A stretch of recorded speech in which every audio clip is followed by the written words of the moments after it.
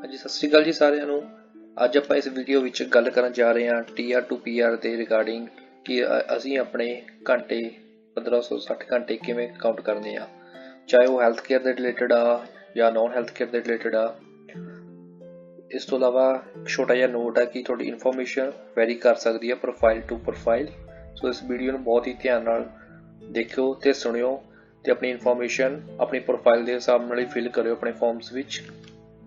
Okay, so ਸਭ ਤੋਂ ਪਹਿਲਾਂ ਆਪਾਂ ਸਕਰੀਨ ਤੇ ਦੇਖ ਸਕਦੇ ਹਾਂ ਕਿ ਆਪਣਾ ਐਲੀਜੀਬਿਲਿਟੀ ਰਿਕੁਆਇਰਮੈਂਟਸ ਕੀ ਹਨ ਕੁਆਲੀਫਾਈਂਗ ਵਰਕ ਐਕਸਪੀਰੀਅੰਸ ਦੀਆਂ।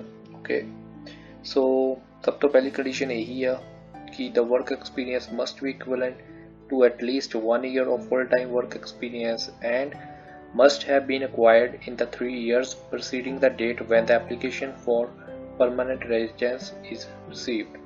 ਸੋ ਇਸ ਲਾਈਨ ਤੇ ਮਤਲਬ ਦੋਸਤੋ ਪਿਛਲੇ 3 ਸਾਲਾਂ ਵਿੱਚ ਜਦੋਂ ਆਪਣੀ ਐਪਲੀਕੇਸ਼ਨ ਸਬਮਿਟ ਕਰਨ ਤੋਂ ਪਹਿਲਾਂ ਤੁਹਾਡੇ ਕੋਲ ਐਟਲੀਸਟ 1 ਸਾਲ ਦਾ ਫੁੱਲ ਟਾਈਮ ਵਰਕ ਐਕਸਪੀਰੀਅੰਸ ਹੋਵੇ ਜਾਂ ਉਸਦੇ ਇਕੁਇਵਲੈਂਟ 1 ਈਅਰ ਵਰਕ ਐਕਸਪੀਰੀਅੰਸ ਹੋਵੇ, ਜਿਸ ਦੀ ਗੱਲ ਕਿ ਆਪਾਂ ਅੱਗੇ ਜਾ ਕੇ ਕਰਾਂਗੇ।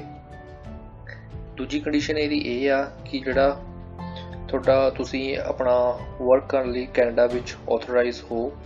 ਤੀਜੀ ਗੱਲ, ਤੁਹਾਡਾ ਸਾਰਾ ਐਕਸਪੀਰੀਅੰਸ ਇਨਸਾਈਡ ਕੈਨੇਡਾ ਹੋਵੇ, ਆਊਟਸਾਈਡ ਕੈਨੇਡਾ ਦਾ ਐਕਸਪੀਰੀਅੰਸ ਕੋਈ ਕਾਊਂਟ ਨਹੀਂ ਹੋਵੇਗਾ।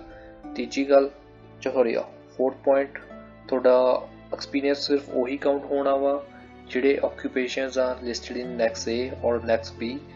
ਪੰਜਵੀਂ ਕੰਡੀਸ਼ਨ ਦੋਸਤੋ ਇਹ ਆ ਕਿ ਤੁਸੀਂ ਉਸ ਚੀਜ਼ ਲਈ ਪੇਡ ਹੋ। ਫੋਰ ਐਗਜ਼ਾਮਪਲ ਤੁਹਾਡੀ ਇੰਟਰਨਸ਼ਿਪ ਜਾਂ ਕੋਪ ਅਗਰ ਅਨਪੇਡ ਆ ਤਾਂ ਉਸ ਚੀਜ਼ ਦੇ ਐਕਸਪੀਰੀਅੰਸ ਦੇ ਅੰਡਰ ਕਾਊਂਟ ਨਹੀਂ ਹੋਵੇਗੀ।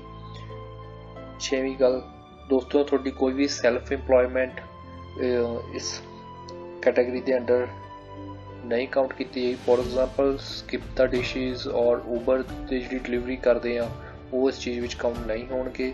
ਇਹਦੇ ਵਿੱਚ ਸਿਰਫ ਇੱਕ ਐਕਸੈਪਸ਼ਨ ਇਹੀ ਆ ਕਿ ਸਿਰਫ ਮੈਡੀਕਲ ਡਾਕਟਰ ਨੂੰ ਐਕਸੈਪਸ਼ਨ ਦਿੱਤੀ ਗਈ ਆ। ਉਸ ਤੋਂ ਅੱਗੇ ਆਪਾਂ ਦੇਖਦੇ ਹਾਂ an allowance for a reasonable period of vacation time will generally be made in calculating the period of qualifying work experience. For example, a 2-week period of paid vacation leave within a given 52-week period in which the applicant was engaged in qualifying work experience. Allowance for normal vacation time during a period of qualifying work experience cannot be used as a substitute or proxy for meeting the in Canada element of the work experience. In other words, work experience obtained outside Canada while the applicant was on vacation from their work in Canada will not be counted as part of the period of in Canada work experience। ਸੋ ਦੋਸਤੋ ਇਸ line ਦੇ ਇਹ ਮਤਲਬ ਆ ਜਦੋਂ ਤੁਸੀਂ ਆਪਣੀ employment ਕਿਸੇ ਵੀ ਕੰਪਨੀ ਨਾਲ ਸਟਾਰਟ ਕਰਦੇ ਹੋ ਉਹ ਜਾਂ ਤਾਂ ਤੁਹਾਨੂੰ 4% ਵਕੇਸ਼ਨ ਪੇ ਦਿੰਦੇ ਹੋ according to rules of employment, ਜਾਂ ਤੁਹਾਨੂੰ 2 ਵੀਕ ਦੀ ਪੇਡ ਵਕੇਸ਼ਨ ਲੀਵ ਹੁੰਦੀ ਆ after your 52 week employment. So ਉਹ ਤੁਹਾਡਾ ਜਿਹੜਾ 2 ਵੀਕ ਦਾ ਪੀਰੀਅਡ ਆ ਉਹ ਇਸ ਚੀਜ਼ ਵਿੱਚ ਕਾਊਂਟ ਹੋਊਗਾ ਅਗਰ ਤੁਹਾਡੀ ਉਹ ਪੇਡ ਲੀਵ ਆ। ਉਸ ਤੋਂ ਇਲਾਵਾ ਇਹ ਚੀਜ਼ ਆਫਿਸਰ ਤੇ ਡਿਪੈਂਡ ਕਰਦੀ ਆ ਕਿ ਤੁਹਾਡਾ ਕੈਲਕੂਲੇਟ ਕਿਵੇਂ ਕਰਦਾ ਵਾ ਕੁਆਲੀਫਾਈਂਗ ਵਰਕ ਐਕਸਪੀਰੀਅੰਸ। ਜਿਵੇਂ ਤੁਸੀਂ ਲਾਸਟ ਲਾਈਨ ਪੜ੍ਹ ਸਕਦੇ ਹੋ, while officers will count for a reasonable period of vacation time in calculating the period of qualifying work experience in Canada, each application is considered on its own merits with a final decision based on a review of all the information available to the officer at the time of decision। So ਦੋਸਤੋ make sure ਕਰੋ ਤੁਸੀਂ ਜੋ ਵੀ ਆਪਣਾ proof of qualifying experience ਵਾਲੇ section ਵਿੱਚ information ਦੇ ਰਹੇ ਹੋ ਤੁਸੀਂ ਉਸਨੂੰ ਚੰਗੀ ਤਰ੍ਹਾਂ ਰਿਪਰੈਜ਼ੈਂਟ ਕਰੋ। ਇਸ ਦੇ regarding like how you can represent your information ਮੈਂ ਇੱਕ ਡਿਸਕ੍ਰਿਪਸ਼ਨ ਵਿੱਚ ਇਸ ਚੀਜ਼ ਦਾ ਲੈਟਰ ਵੀ ਸਪੋਰਟਿੰਗ ਲੈਟਰ ਵੀ ਅਟੈਚ ਕਰ ਦੂੰਗਾ, ਤੁਸੀਂ ਉੱਥੇ ਜਾ ਕੇ ਚੈੱਕ ਕਰ ਸਕਦੇ ਆ। ਓਕੇ, ਸੋ ਅੱਗੇ ਆਪਾਂ ਦੇਖਦੇ ਹਾਂ ਕਿ ਐਸੈਂਸ਼ੀਅਲ ਆਕਿਊਪੇਸ਼ਨ ਲਾਈਕ ਹੈਲਥ ਕੇਅਰ ਔਰ ਨੌਨ ਹੈਲਥ ਕੇਅਰ ਵਿੱਚ ਕਿਹਦੇ ਵਿੱਚ ਆਪਾਂ ਫਾਈਲ ਲਗਾ ਸਕਦੇ ਹਾਂ। ਸੋ ਪਹਿਲੀ ਕੰਡੀਸ਼ਨ ਇਹ ਆ the 1 year of experience must be obtained in one or more eligible occupations listed in Annex A or Annex B। Okay, so ਸਭ ਤੋਂ ਪਹਿਲਾਂ ਆਪਾਂ ਹੈਲਥ ਸਟਰੀਮ ਦੀ ਗੱਲ ਕਰਦੇ ਹਾਂ। The 1 year of work experience must have been acquired in one or more occupations listed in Annex A only। Experience cannot be combined with Annex B occupations if an applicant has combined their work experience from Annex A with Annex B occupations they do not meet the requirements of this stream and shall be refused। ਸੋ ਦੋਸਤੋ ਇਹਨਾਂ ਲਾਈਨਾਂ ਦਾ ਮਤਲਬ ਇਹ ਆ ਕਿ ਜਿਹੜਾ ਤੁਹਾਡਾ ਅਗਰ ਤੁਸੀਂ ਸਟਰੀਮ A ਵਿੱਚ ਆਪਣਾ ਐਕਸਪੀਰੀਅੰਸ ਆਪਣੀ ਫਾਈਲ ਲਗਾ ਰਹੇ ਆ ਤਾਂ ਤੁਹਾਡਾ ਐਕਸਪੀਰੀਅੰਸ ਸਿਰਫ ਜਿਹੜੇ ਆਕੂਪੇਸ਼ਨ ਲਿਸਟਡ ਆ ਅਨੈਕਸ A ਦੇ ਵਿੱਚ ਸਿਰਫ ਉਹੀ ਉਹਨਾਂ ਆਕੂਪੇਸ਼ਨ ਦਾ ਹੀ ਐਕਸਪੀਰੀਅੰਸ ਤੁਸੀਂ ਕਾਊਂਟ ਕਰ ਸਕਦੇ ਆ। ਅਗਰ ਫੋਰ ਐਗਜ਼ਾਮਪਲ ਜਿਵੇਂ ਕੋਈ ਸਿਕਿਉਰਿਟੀ ਗਾਰਡ ਦਾ ਕੰਮ ਕਰਦਾ ਵਾ full time plus part time health care cleaner ਆ ਤਾਂ ਤੁਹਾਡੀ ਜਿਹੜੀ ਫਾਈਲ ਆ ਉਹ ਸਟਰੀਮ B ਵਿੱਚ ਲੱਗਣੀ ਆ, ਨੌਨ ਹੈਲਥ ਕੇਅਰ ਵਿੱਚ, ਨਾ ਕਿ ਸਟਰੀਮ A ਹੈਲਥ ਕੇਅਰ ਵਾਲੇ ਵਿੱਚ।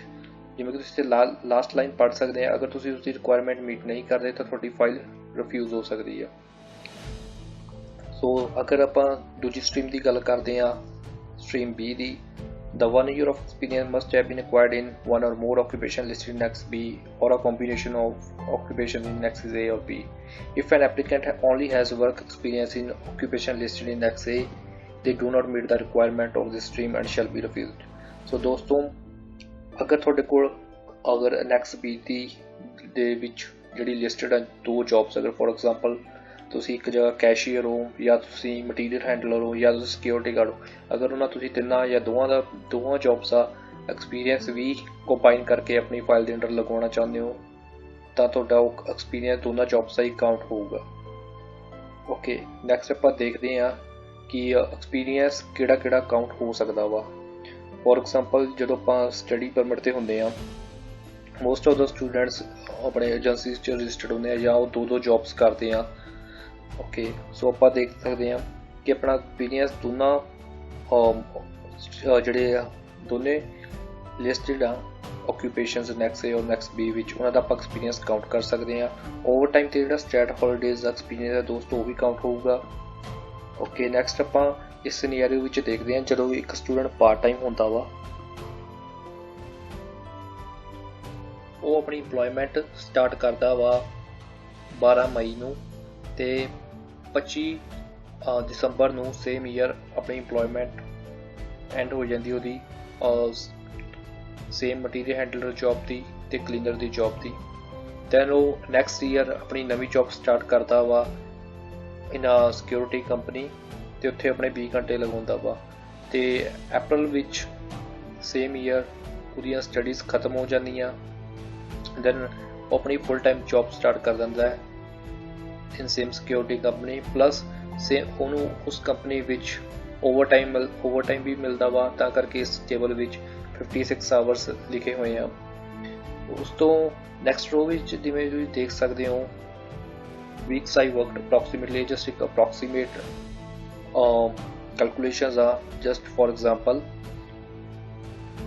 8 ਘੰਟੇ ਦੀ ਜੌਬ ਦੇ ਹਿਸਾਬ ਨਾਲ ਉਹਨੇ 32 ਵੀਕ ਕੰਮ ਕੀਤਾ ਦਿੱਤੇ ਗਏ ਟਾਈਮ ਡਿਊਰੇਸ਼ਨ ਦੇ ਹਿਸਾਬ ਨਾਲ, ਤਾਂ ਉਹਦੇ ਟੋਟਲ ਆਵਰਸ 256 ਆਵਰਸ ਬਣੇ ਆ। ਇਨ ਸਿਕਿਉਰਿਟੀ ਕੰਪਨੀ ਤੁਸੀਂ ਲਗਾ ਲਓ ਉਹਦੇ ਆਵਰਸ 20 ਆਵਰ ਜਦੋਂ ਸਿਕਿਉਰਿਟੀ ਕੰਪਨੀ 'ਚ ਉਹਨੇ ਕੰਮ ਕੀਤਾ 1 ਸਾਲ ਅਪਰੋਕਸੀਮੇਟਲੀ 1 ਸਾਲ 4 ਮਹੀਨੇ, ਤਾਂ ਉਹਦੇ 66 ਵੀਕਸ ਬਣ ਗਏ। ਉਸ ਤੋਂ ਨੈਕਸਟ ਜੌਬ ਵਿੱਚ ਤੁਸੀਂ ਦੇਖ ਸਕਦੇ ਆ 12 ਘੰਟੇ ਦੀ ਜੌਬ ਵਿੱਚ ਉਹਨੇ ਸੇਮ 32 ਵੀਕਸ ਲਗਾਏ ਤਾਂ ਉਹਦੇ ਟੋਟਲ 384 ਆਵਰਸ ਬਣਦੇ ਆ। ਸੋ ਦੋਸਤੋ ਉਸ ਤੋਂ ਬਾਅਦ ਥੱਲੇ ਤੁਸੀਂ ਚੈੱਕ ਕਰ ਸਕਦੇ ਆ total hours he did the work. So ਇਹਨਾਂ ਤੁਸੀਂ ਸਾਰੇ ਜੌਬਸ ਕਿਉਂਕਿ ਇਹ ਨੈਕਸ B ਦੇ ਵਿੱਚ ਆਉਂਦੀਆਂ ਤਾਂ ਕਰਕੇ ਤੁਸੀਂ ਸਾਰੇ ਆਵਰਸ ਕੰਬਾਈਨ ਕਰਕੇ ਆਪਣੇ ਐਕਸਪੀਰੀਅੰਸ ਵਿੱਚ ਕਾਊਂਟ ਕਰ ਸਕਦੇ ਆ ਤੇ ਨਾ ਟੋਟਲ ਆਵਰਸ ਦੀ ਜਿਹੜੀ ਕੰਡੀਸ਼ਨ ਆ 50-60 ਆਵਰਸ ਦੀ ਉਹ ਮੀਟ ਕਰ ਗਈ ਆ, ਪਲੱਸ ਇਹਦੀ ਜਿਹੜੀ 52 ਵੀਕ ਔਰ 1 ਈਅਰ ਦੀ ਇੰਪਲੋਇਮੈਂਟ ਆ ਉਹ ਵੀ ਮੀਟ ਕਰ ਚੁੱਕੀ ਆ। ਤਾਂ ਇਹ ਕੇਸ ਇਸ ਵਿੱਚ ਉਹ ਸਟੂਡੈਂਟ ਐਲੀਜੀਬਲ ਆ ਅਪਲਾਈ ਕਰਨ ਦੇ ਲਈ। ਪਲੱਸ ਤੁਸੀਂ ਜੋ ਵੀ ਇਸ ਵੀਡੀਓ ਵਿੱਚ ਸਕਰੀਨਸ਼ਾਟ ਜਾਂ ਲਾਈਨਸ ਦੇਖ ਰਹੇ ਹੋ ਇਹ ਸਾਰੀਆਂ IRCC ਦੀ ਵੈਬਸਾਈਟ ਤੋਂ ਲਿੱਤੇ ਗਏ ਆ। ਸੋ ਦੂਜਾ ਆਪਾਂ ਕੇਸ ਡਿਸਕਸ ਕਰਦੇ ਹਾਂ। ਅਗਰ ਕੋਈ ਕਿਸੇ ਨੇ 2 ਫੁੱਲ ਟਾਈਮ ਜੌਬਸ ਕੀਤੀਆਂ, ਫੋਰ ਐਗਜ਼ਾਮਪਲ ਲਾਸਟ ਈਅਰ ਜਦੋਂ ਕੋਵਿਡ ਦੇ ਦੌਰਾਨ ਕੈਨੇਡਾ ਦੀ ਸਰਕਾਰ ਨੇ ਸਟੂਡੈਂਟ ਤੋਂ ਜਿਹੜੀ 20 ਆਵਰਸ ਦੀ ਲਿਮਿਟ ਸੀ ਉਹ ਹਟਾ ਦਿੱਤੀ ਗਈ ਸੀ ਆਈ ਥਿੰਕ 23 ਅਪ੍ਰੈਲ। ਤੁਸੀਂ ਚੈੱਕ ਕਰ ਸਕਦੇ ਹੋ ਇੰਟਰਨੈਟ ਤੇ ਜਾ ਕੇ, ਉਸ ਨਿਊਜ਼ ਦਾ ਵੀ ਲਿੰਕ ਮੈਂ ਡਿਸਕ੍ਰਿਪਸ਼ਨ ਵਿੱਚ ਐਡ ਕਰ ਦੂੰਗਾ। ਸੋ ਇਸ ਕੇਸ ਵਿੱਚ ਆਪਾਂ ਦੇਖ ਸਕਦੇ ਹਾਂ ਉਸ ਸੇਮ ਸਟੂਡੈਂਟ ਉਹਨੇ 2020 ਦੀ ਸਟਾਰਟਿੰਗ ਵਿੱਚ 16 ਘੰਟੇ 8 ਘੰਟੇ 2 ਸ਼ਿਫਟਾਂ ਲਗਾਈਆਂ। So total hours per week ਉਹਦੇ 16 ਬਣਦੇ ਆ। ਤੇ ਦੈਨ ਉਹ ਆਪਣੀ ਇੰਪਲੋਇਮੈਂਟ ਨੂੰ ਕੰਟੀਨਿਊ ਰੱਖਦਾ ਵਾ ਵਿਦ ਸਿਕਿਉਰਿਟੀ ਕੰਪਨੀ। ਸੋ 9 ਸਤੰਬਰ ਦੇ ਮਹੀਨੇ ਵਿੱਚ ਉਹ ਆਪਣੀ ਫੁੱਲ ਟਾਈਮ ਜੌਬ ਸਟਾਰਟ ਕਰ ਦਿੰਦਾ ਸਿਕਿਉਰਿਟੀ ਦੀ। ਸੋ ਟੋਟਲ ਵੀਕਸ ਆਪਾਂ ਦੇਖ ਸਕਦੇ ਹਾਂ ਕਿ ਹੁਣ ਤੱਕ ਉਹ ਸਟੂਡੈਂਟ ਆਪਣੀ ਸਿਕਿਉਰਿਟੀ ਦੀ ਫੁੱਲ ਟਾਈਮ ਜੌਬ ਪਲੱਸ ਆਪਣੀ ਕਲੀਨਰ ਦੀ ਪਾਰਟ ਟਾਈਮ ਜੌਬ ਕੰਟੀਨਿਊ ਰੱਖਦਾ ਦੋਨੋਂ। So according to calculations approximately ਉਹਦੇ 36 ਵੀਕਸ ਬਣ ਦਿੰਦੇ ਆ ਤੇ 66 ਵੀਕਸ ਪਾਰਟ ਟਾਈਮ ਜੌਬ ਦੇ ਬਣ ਜਾਂਦੇ ਆ। ਸੋ ਟੋਟਲ ਆਵਰਸ 1440 ਤੇ ਕਲੀਨਰ ਦੀ ਜੌਬ ਦੇ 1056 ਬਣ ਜਾਂਦੇ ਆ। ਤਾਂ ਅਗਰ ਆਪਾਂ ਦੋਨਾਂ ਦਾ ਪਲੱਸ ਕਰਦੇ ਆ ਤਾਂ 2496 ਆਵਰਸ ਬਣ ਜਾਂਦੇ ਆ। ਸੋ ਇਸ ਕੇਸ ਵਿੱਚ ਵੀ ਉਹ ਐਲੀਜੀਬਲ ਆ ਫਾਈਲ ਅਪਲਾਈ ਕਰਨ ਦੇ ਲਈ, ਕਿਉਂਕਿ ਦੋਨੋਂ ਕੰਡੀਸ਼ਨਸ ਮੀਟ ਕਰ ਰਿਹਾ 52 ਵੀਕਸ ਦੀ ਇੰਪਲੋਇਮੈਂਟ ਦੀ ਪਲੱਸ 50-60 ਆਵਰਸ ਦੀ। ਓਕੇ, ਨੈਕਸਟ ਆਪਾਂ ਕੇਸ ਦੇਖਦੇ ਹਾਂ ਜਿਹਦੇ ਵਿੱਚ ਐਲੀਜੀਬਲ ਇੱਕ ਸਟੂਡੈਂਟ ਨਹੀਂ ਹੋ ਪਾਉਂਦਾ।